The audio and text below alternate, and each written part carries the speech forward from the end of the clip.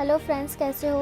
आज मैं रियो मूवी का सेकंड पार्ट एक्सप्लेन करूंगी। अगर आपने फर्स्ट पार्ट नहीं देखा तो लिंक डिस्क्रिप्शन बॉक्स में है, आप वहां जाकर देख सकते हो। मूवी की स्टार्टिंग में सभी बर्ड्स डांस करते हुए दिखाते हैं। वहाँ ब्लू और जोएल भी डांस कर रहे थे क्योंकि आज न्यू ईयर था। साथ ही ब्लू और जोएल के 3 बच्चों को भी दिखाया गया है जो एक बर्ड को रॉकेट में बांधकर उड़ाने वाले थे। ये तीनों बच्चे बहुत ही शैतान थे। तभी वहाँ ब्लू आकर बर्ड्स को छुड़ा देता है, लेकिन वो खुद रॉकेट में फंस जाता है और अनलकीली रॉकेट में आग भी लग जाती है, जिसकी वजह से ब्लू रॉकेट के साथ आसमान में उड़ जाता है। और ये सब जोएल और उसके बच्चे नीचे से देख रहे होते हैं। रॉकेट फटने के बाद ब्लू नीचे आता है और पूरी फैमिली गले लगकर खुश होती है। इसके बाद अमेज़न जंगल में लिंडा और उस डॉक्टर को दिखाते हैं। डॉक्टर का नाम टूलियो है। अब लिंडा ने टूलियो से शादी कर ली थी। ये दोनों अमेज़न के जंगल में एक रिसर्च के लिए आए थे। अचानक उनकी बोट एक झरने में फंसकर नीचे गिरने लगती है। वो दोनों तो बच जाते हैं, लेकिन बोट टूट जाती है। तभी उनके पास एक ब्लू पैरट का पंख गिरता है, जिसे देखकर लिंडा और टूलियो बहुत खुश हो जाते हैं। इसके बाद ब्लू और जोएल को दिखाते हैं जो टीवी पर न्यूज देख रहे होते हैं। अचानक से न्यूज में लिंडा को देखकर ब्लू काफी खुश हो जाता है और उन्हें पता चलता है कि अमेज़न के जंगल में लिंडा को ब्लू पैरट का पंख मिला है।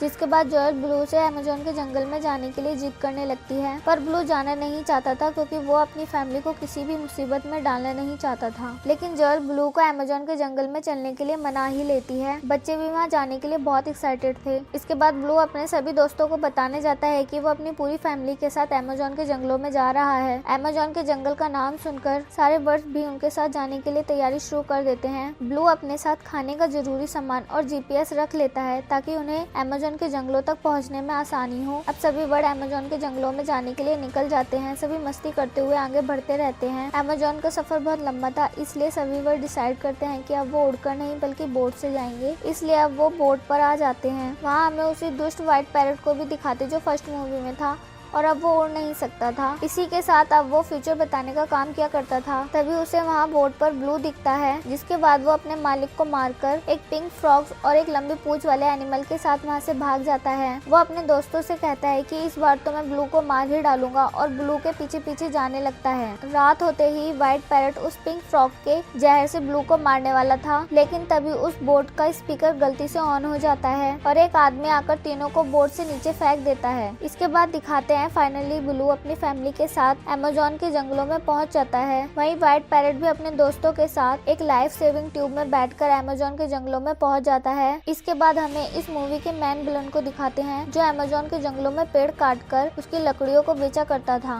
लिंडा और टूलियो इसी मिशन के लिए आए थे कि वो पता लगाए आखिर अमेज़न के जंगल में पेड़ इतने कम क्यों होते जा रहे हैं। इसलिए विलन अपने कुछ आदमियों को लिंडा और टूलियो को मारने के लिए भेजता है ताकि उसके धंधे के बारे में किसी को पता ना चले। दूसरी तरफ ब्लू अपनी फैमिली के साथ अमेज़न के जंगल में पहुंचकर बहुत खुश था। सभी जंगल के मजे ले रहे थे, अलग अलग तरह की चीजें देखकर खुश थे। लेकिन ब्लू थोड़ा डरा हुआ भी था क्योंकि इतना घना जंगल उन सभी ने पहली बार देखा था। ब्लू का ये डर थोड़ी ही देर में सच भी हो जाता है क्योंकि वहाँ कोई उसे उड़ाकर अपने साथ ले जाता है। जोएल और बाकी बर्ड्स भी ब्लू के पीछे भागते हैं। ब्लू चिल्ला रहा था, उसकी आवाज लिंडा पहचान लेती है। वो भी टूलियो के साथ ब्लू को ढूंढने निकल जाती है। वो बर्ड्स ब्लू को उड़ाकर एक बहुत बड़े झरने के पीछे ले जाते हैं और यहाँ हमें पता चलता है कि ब्लू को जो उड़ाकर लाया था वो बहुत सारे ब्लू पैरट का सरदार था। जोएल और बाकी बर्ड्स भी ब्लू के पास पहुँच जाते हैं। ब्लू पैरट्स का सरदार ब्लू पर गुस्सा करता है। वो उससे कहता है कि तुम हमारे इलाके में क्या कर रहे हो। तभी जोएल सामने आकर ब्लू को बचाती है और उस सरदार को बहुत उल्टा सीधा सुनाती है। इसी बीच जोएल को पता चल जाता है कि ये सरदार तो मेरे फादर हैं। इसके बाद वो दोनों गले लगते हैं। सरदार को लगता था कि उसकी बेटी उन्हें छोड़कर चली गई है, लेकिन जोएल उसे बताती है कि वो बचपन में उड़ती उड़ती कहीं खो गई थी, इस वजह से वो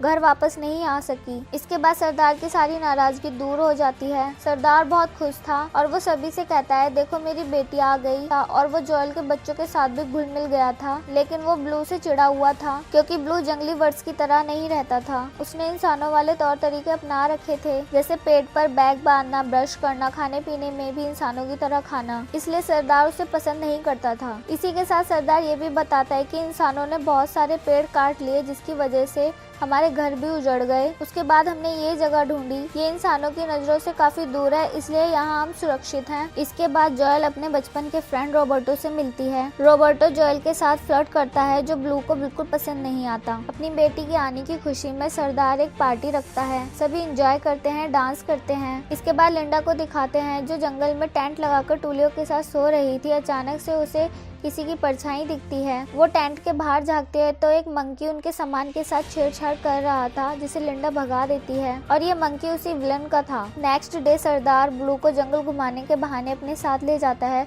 और ब्लू का टेस्ट लेने लगता है।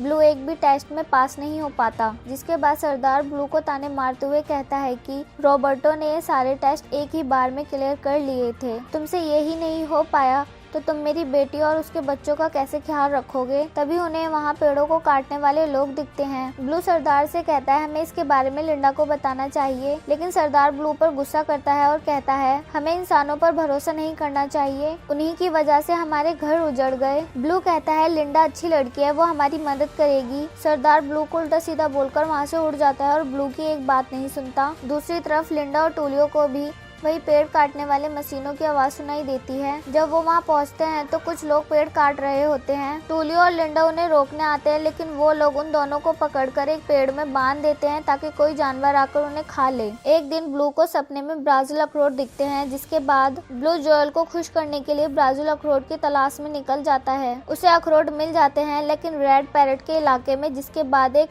मैच रखा जाता है रेड वर्सेस ब्लू, और जो भी टीम इस मैच में जीतेगी उसे ब्राजील अखरोट के सारे पेड़ दे दिए जाएंगे। मैच के लिए एक स्टेडियम रेडी किया जाता है, वहाँ रेड और ब्लू सारे पैरेट्स थे। अब मैच शुरू होता है, जिसमें रॉबर्टो की टीम फर्स्ट गोल करती है। उसके बाद रेड पैरेट अपनी शानदार स्किल से गोल करती जाती है और ब्लू पैरेट हारने वाले होते हैं। तभी ब्लू भी बहुत ही स्टाइल से आकर अपनी एक ही किक में गोल कर देता है और सब देखते ही रह जाते हैं, लेकिन ब्लू ने गलती से अपने ही गोल में गोल कर दिया था, जिसके बाद रेड टीम जीत जाती है और उन्हें ब्राजील अखरोट के सारे पेड़ दे दिए जाते हैं। इसके बाद सब ब्लू से गुस्सा हो जाते हैं और सरदार ब्लू पर गुस्सा करके कहता है तुम्हें क्या जरूरत पड़ी थी अखरोट लेने जाने की।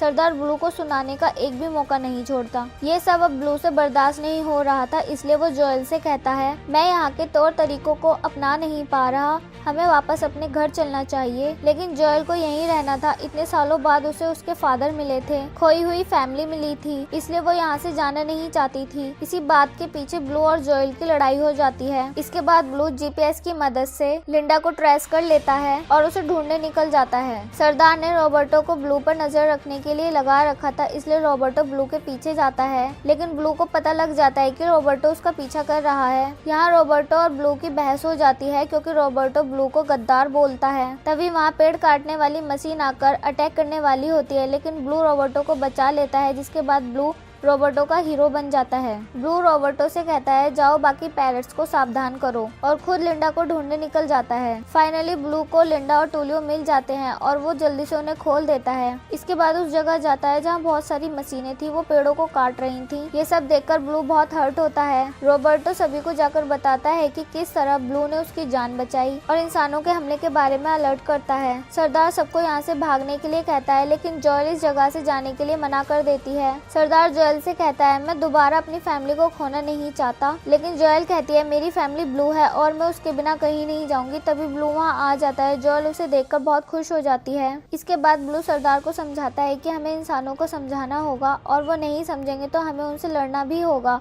पर इस तरह भाग जाना सही नहीं है। दूसरी तरफ लिंडा और टूलियो उन लोगों को रोकने की कोशिश करते हैं जो पेड़ काट रहे थे। तभी वहाँ बहुत सारे पैरेट्स आ जाते हैं। इतने सारे पैरेट देखकर दोनों बहुत खुश होते हैं और टूलियो तो खुशी के मारे बेहोशी हो जाता है। वो लोग पेड़ काटने से बाज नहीं आते, सारे पैरेट उन पर अटैक कर देते हैं। इसी बीच सरदार उन मशीनों के नीचे आने वाले थे, लेकिन टूलियो आकर उसे बचा लेता है और आसमान में उड़ा देता है। इसके बाद ब्लू पैरेट की मदद के लिए रेड पैरेट भी आ जाते हैं और सारे पैरेट मिलकर वुड कटर लोगों को जंगल से भगा देते हैं। अभी भी मुसीबत खत्म नहीं होती। वही विलन आकर पेड़ों में बॉम्ब को बांध देता है, लेकिन ब्लू उन बॉम्ब को उड़ाकर दूर आसमान में ले जाता है। इसी बीच व्हाइट पैरेट भी उसी में फंस जाता है, क्योंकि वो ब्लू को मारने आया था। ब्लू बॉम्ब को दूर फेंककर व्हाइट पैरेट को बचा लेता है और दोनों नीचे आकर पेड़ में लटक जाते हैं। तभी पिंक फ्रॉग एक कांटे में अपना जहर लगाकर ब्लू पर मारने के लिए फेंकती है, लेकिन वो जहर व्हाइट पैरेट को जाकर लग जाता है। फ्रॉग व्हाइट पैरेट के पास जाकर अफसोस जताती है। इसी बीच उसे पता चलता है कि वो जहरीली नहीं है और व्हाइट पैरेट जिंदा है। उसके बाद वो उसे खींचकर वहाँ से ले जाने लगती है क्योंकि अब उनकी दाल नहीं गलने वाली थी और वो ब्लू को मार नहीं सकते थे। मूवी के एंड में लिंडा और टूलियो ब्लू के साथ एक इंटरव्यू दे रहे थे क्योंकि उन्होंने अमेज़न के जंगल में ब्लू पैरट का झुंड ढूंढ निकाला था। इसके बाद सारे वर्ड पार्टी करते हैं, नाचते गाते एंजॉय करते हैं। फाइनली सरदार अब ब्लू को पसंद करने लगा था और ब्लू के तौर तरीकों से खुश था। इसी के साथ इस मूवी की हैप्पी एंडिंग होती है। Thanks for watching.